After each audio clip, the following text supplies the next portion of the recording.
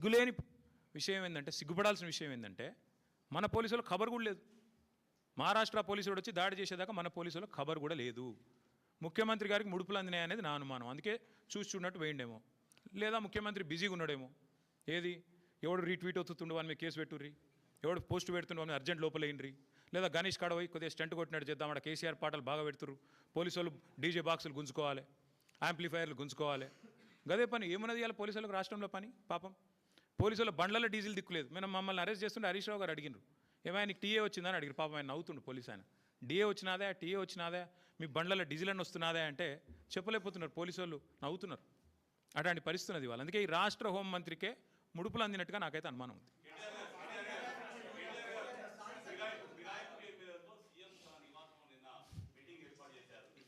మీరు ఇన్ని బాంబులు ఒకేసారి ఆడితే ఎట్లా? అయితే బ్రదర్ సింపుల్, ఇందులో ఏం చర్చ చేయాల్సిన అంశం కూడా ఏం లేదు. వాస్తవం ఏంటంటే already the PCC president has turned approver. PCC president తన నేర ఆరోపణను అభియోగాన్ని ఒప్పుకున్నాడు ఆల్రెడీ బహిరంగంగా. ఓ టీవీ చర్చలో పీసీసీ ప్రెసిడెంట్ గారిని అడిగినారు, ఏమండి ఎమ్మెల్యేలు చేరినారు అంటే, అవును చేరినారు మా కాంగ్రెస్ పార్టీలో అని చెప్పిండు. ఇక నేరాంగీకారం జరిగిన తర్వాత విచారణ ఎందుకు, ఇంకా చేసేదేముంది? PCC president has turned approver. One of the MLAs also he's turned approver. Kadiyam Srihari చెప్పిండు ఓపెన్గా, నేను కాంగ్రెస్ పార్టీలో చేరినా. మొన్ననే చెప్పిండు. తెచ్చుకోండి, బైట్స్ ఉన్నాయి కదా. స్పష్టంగా అప్రూవర్గా మారిపోయిన తర్వాత పీసీసీ అధ్యక్షుడు, కాంగ్రెస్ పార్టీ అధ్యక్షుడు, ఇంకా విచారణ ఏముంది, ఇంకోటి ఏముంది చేయనికే? అందులో మళ్ళీ ముఖ్యమంత్రి గారు సమావేశం పెట్టుడు ఏముంది? అసలు నాకు అర్థం కాదు. ఏం సందేశం ఇస్తున్నారు?